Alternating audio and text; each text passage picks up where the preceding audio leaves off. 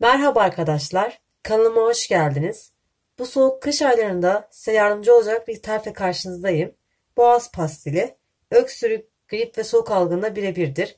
Boğaz ağrınız olmayacak bu tarif sayesinde. Şimdi yapılışına geçelim. Bal hariç bütün malzemelerimi tenceremin içerisine koyuyorum. 1 su bardağı toz şeker, aynı bardakla yarım su bardağı su, yarım çay kaşığı pul biber, 1 tatlı kaşığı toz zencefil, 1 çay kaşığı toz tarçın, 3 adet karanfil ve 1 yemek kaşığı limon suyu. Ocağın üzerine alarak güzelce karıştıralım. İsterseniz boğaz pastilinin içerisine pul biber yerine karabiber de kullanabilirsiniz. O şekilde çok yararlı oluyor. Eğer evinizde bal da yoksa pekmez de kullanabilirsiniz. Ama bal daha yararlı.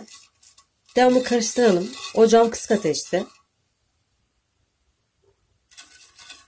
Yavaş yavaş kaynamaya başladı. Kıvamı koyu olacak. Ben ne kadar süre kaynadığını size söyleyeceğim.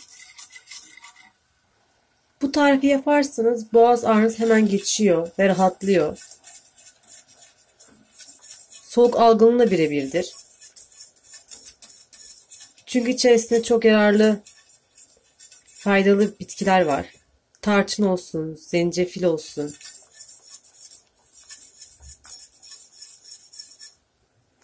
Tarçının sayesinde çok güzel kokuyor. Yerken rahatsız olmayacaksınız. Köpürmeye başladı gördüğünüz gibi. Karıştırmaya devam edin. Pestelim koyulaşmaya başladı gördüğünüz gibi. Ortalama 20 dakikada karıştırıyorum. 5 dakika daha karıştıracağım. Toplamda 25 dakika. Pestilimiz kaynadı gördüğünüz gibi. Kıvamı da bu şekilde olacak. Böyle köpük köpük. Burada çok az suyum var. Birazcık alıyorum ve içerisine koyuyorum. Ve hemen donuyor gördüğünüz gibi. Yani kıvamı bu şekilde olacak. Tezgahın üzerine yağlı kağıt serdim. İlk olarak içerisindeki karanfili çıkartalım. Ağza gelmesin. İçerisine 1 yemek kaşığı bal ilave ediyorum. Karıştıralım. Yaptığım pestilden birer tatlı kaşığı alıyorum. Ve yağlı kağıdın üzerine koyuyorum. Yuvarlaklar yapacağız daha kolay yiyebilmeniz için.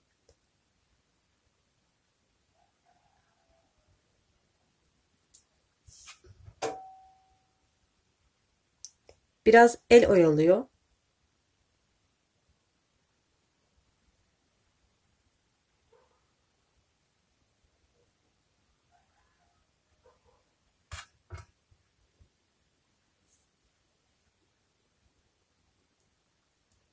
Pestilerimi tamamladım.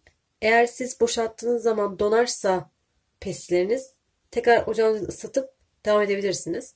Şimdi yarım saat iyice donması için bekliyoruz.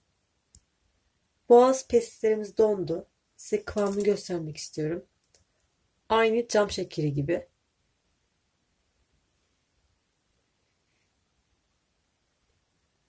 Pestillerimizi uygun bir kavanozun içerisine yerleştirelim. Ama yerleştirmeden önce pudra şekeri veya nişastayla onları bulayalım. Yoksa birbirine yapışabilirler.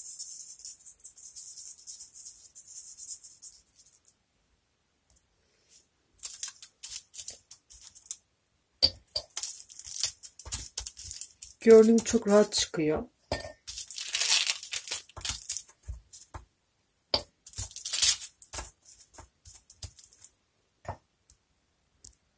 Boğaz pestilerim hazır. Şimdiden deneyecekleri şifa olsun. Kanalıma abone olmayı unutmayın. Farklı videoda görüşmek üzere.